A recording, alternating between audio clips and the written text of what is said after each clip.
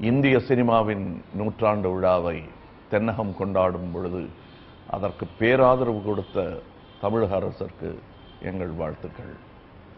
தான் வாழ்ந்த துறை என்பது போக இது மக்களை சென்றடையும் மிக முக்கியமான துறைகளில் ஒன்று என்பதை நன்குணர்ந்து எங்களுக்கு ஆதரவு அளித்திருக்கும் தமிழக முதல்வருக்கு எங்கள் வணக்கங்கள்.